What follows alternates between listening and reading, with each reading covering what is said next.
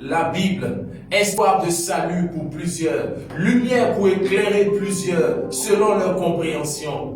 Mais il faut que dans le temps où nous sommes, dans le temps où nous vivons, cette révélation vienne pour détruire ce faux enseignement que le diable a institué et instauré.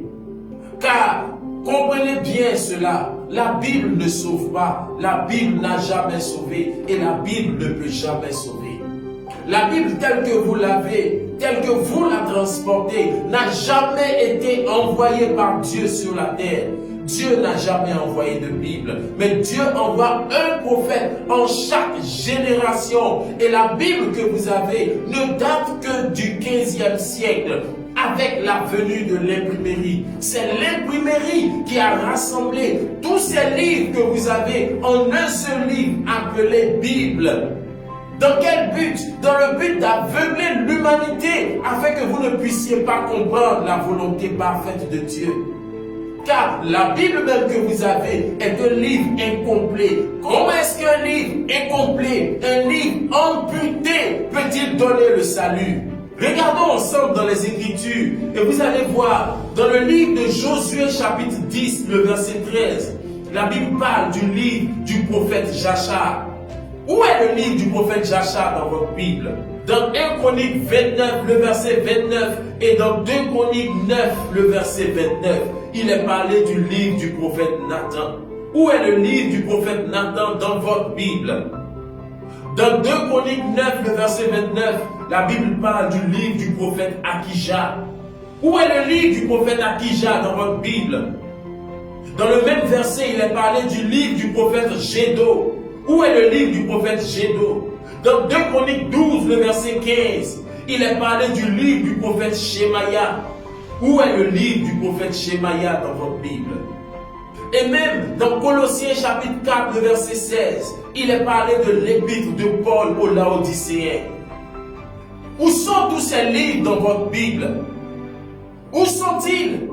Alors il faut que l'humanité soit éclairée sur cette révélation de la Bible. Car la Bible est dérivée du mot bibliothèque. Et comme je vous le disais tantôt, Dieu n'a jamais envoyé de Bible sur la terre. Mais Dieu envoie un prophète en chaque génération. Et chaque prophète en tant que messager a son propre livre qui est indépendant du livre des autres prophètes. Ainsi, nous avons le livre du prophète Ésaïe, le livre du prophète Jérémie à part, le livre du prophète Ézéchiel à part, le livre du prophète Nathan à part, le livre du prophète Gédo ou Ido ou Shemaya à part. C'est l'imprimerie au 15e siècle qui a rassemblé seulement quelques livres des prophètes en un seul, appelé la Bible. Et vous voulez fonder votre espoir de salut sur un livre incomplet. Connaissez-vous les commandements de Dieu dans le livre du prophète Nathan? Savez-vous ce que Dieu a donné comme prescription à l'humanité dans le livre du prophète Shemaya? Ou dans le livre du prophète Ido? Ou dans le livre du prophète Gédo? Connaissez-vous les commandements de Dieu qui sont écrits dans l'épître de Paul aux Laodicéens? Oh, que l'humanité sorte de ce sommeil spirituel. Pourquoi Dieu n'a-t-il pas permis que tous ces livres soient rassemblés? Parce que l'humanité doit comprendre que les livres des prophètes passés ne sont pas et ne peuvent pas sauver l'humanité aujourd'hui. Rentrons dans les profondeurs de la révélation prophétique, car il y a un prophète sur la terre. Vous pouvez mépriser la parole prophétique, mais les prophéties ont indiqué dans Matthieu chapitre 25, le verset 6, qu'un prophète doit se lever de l'Afrique. Tout ce qui concerne les mystères du royaume, les mystères de la parole, les mystères de la création ont toujours été révélés par Dieu à ses prophètes. C'est par le prophète Moïse que nous avons connu le mystère de la création. C'est par les prophètes Ésaïe, Jérémie, Ézéchiel spirituel que nous avons connu, compris et reçu la révélation du ciel. Les chérubins rendant gloire à Dieu. Et aujourd'hui, si Dieu doit révéler un mystère du royaume, ce sera par un prophète, car Dieu est le Dieu des esprits des prophètes. Et Amos chapitre 3, le verset 7, indique qu'il révèle ses secrets à ses serviteurs, les prophètes. Non pas aux bishops, non pas aux révérends, non pas à ces féticheurs que vous appelez prophètes, non pas à ces pharisiens modernes, mais à un prophète messager sur la terre, comme les prophètes de la Bible. Car le prophète Kakou Philippe est prophète comme Esaïe, comme Moïse, comme Jérémie, comme Daniel. Et ce genre de prophètes sont les révélateurs de la pensée secrète de l'Éternel. C'est pourquoi ceux-là ont leur ministère annoncé dans la parole, dans les Écritures. Jean-Baptiste était l'accomplissement d'Ésaïe 40, verset 3. Jésus fut l'accomplissement d'Ésaïe 61, verset 1 à 2. Paul fut l'accomplissement d'Ésaïe 49, le verset 6. Et le prophète Kakou Philippe est l'accomplissement de Matthieu chapitre 25, le verset 6 qui dit qu'il y aura un cri, un prophète, un message pour révéler la pensée de Dieu en vue de la préparation de l'Église sur la terre pour l'enlèvement. Et qu'est-ce qu'il est dit par rapport au jugement dernier? Dans Apocalypse chapitre 20, le verset 12. Dans Apocalypse chapitre 20, le verset 12, il est dit: et je vis les morts, les grands et les petits se tenant devant le trône. Et des livres furent ouverts, et un autre livre fut ouvert qui est celui de la vie. Et les morts furent jugés d'après les choses qui étaient écrites dans les livres selon leurs œuvres. Vous savez tous qu'il y aura un jugement dernier. Mais comment le jugement dernier se fera-t-il? C'est par un prophète que Dieu donne la révélation à l'humanité aujourd'hui. Il est dit dans Apocalypse chapitre 20, le verset 11, que tous les morts, ton père, ton arrière-grand-père, ton aïeul, ton arrière-arrière-arrière-grand-père, tous les morts se tenaient devant le trône. Mais il est dit, et les morts furent jugés d'après ce qui était écrit dans les livres. Et c'est la révélation que vous devez comprendre. La Bible n'est pas un livre, mais la Bible, c'est plusieurs livres de plusieurs prophètes différents les uns des autres. Et il est dit que les morts furent jugés d'après ce qui était écrit dans les livres. Ainsi, au jugement, la génération de Moïse s'approchera. Quel livre Dieu prendra-t-il pour juger la génération de Moïse? Dieu prendra le livre de Moïse. Toi qui suis cette vidéo, Dieu ne peut pas te demander, le jour où Moïse sortait de l'Égypte avec mon peuple, tu as suivi Moïse ou tu as rejeté Moïse? Tu n'étais pas là-bas. Ce n'était pas de ton temps. Dieu ne peut pas te demander cela. Ainsi, le livre de Moïse est pour le jugement et la condamnation de la génération de Moïse.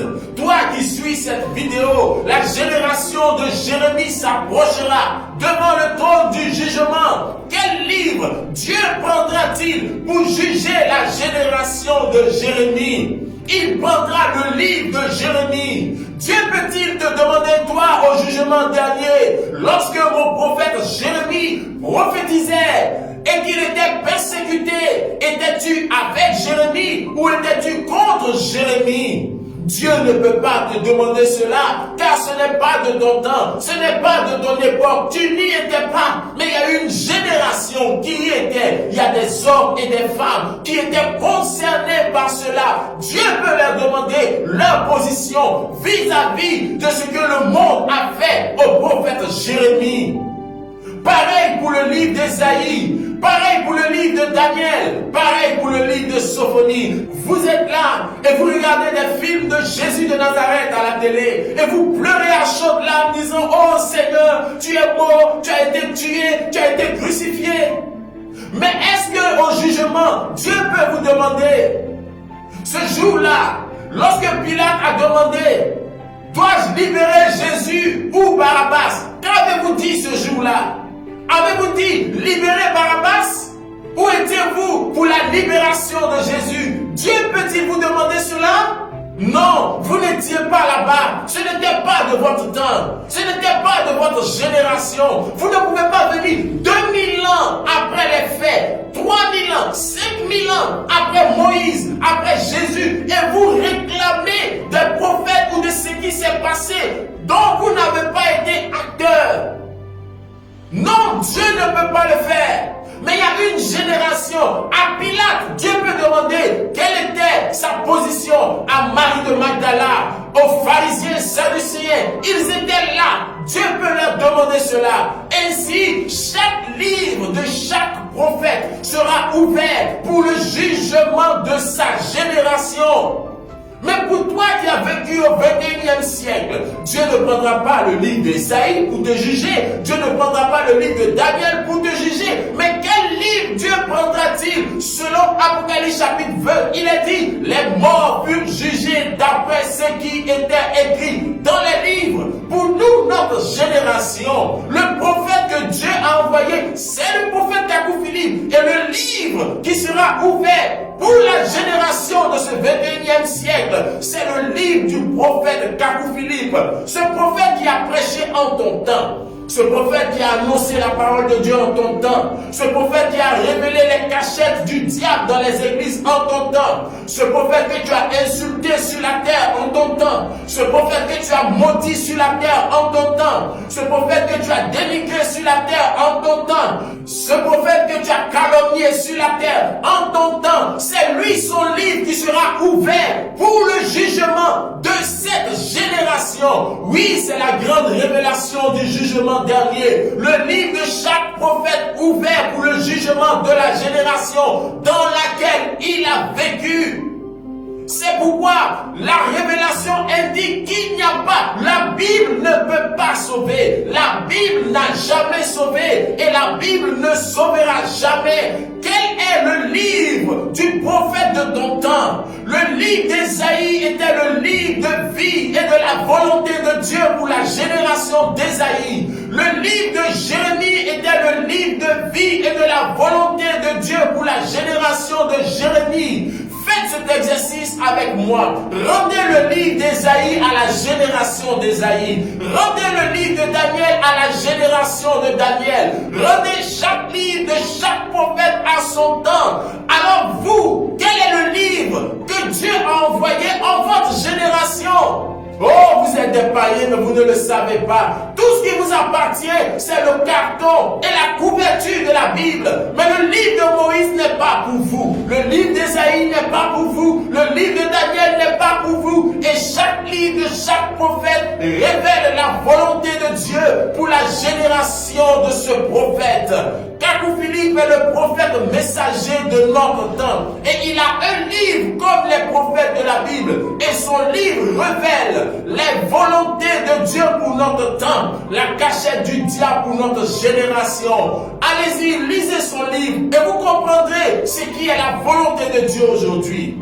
Et je vais terminer cette vidéo en clouant le bec du diable qui viendra dans vos pensées disant on ne doit rien ajouter à la Bible, on ne doit rien ajouter à la Bible. Je pense que cet exposé est largement suffisant pour vous faire comprendre que lorsque Jean disait dans Apocalypse chapitre 22, le verset 18, qu'il ne doit rien ajouter et rien retrancher, il n'existait pas de Bible en ce moment-là. Jean ne parlait donc pas de la Bible. Mais quand vous retournerez dans Deutéronome chapitre 4, le verset 2, Moïse aussi avait dit, vous n'ajouterez rien et vous ne retrancherez rien.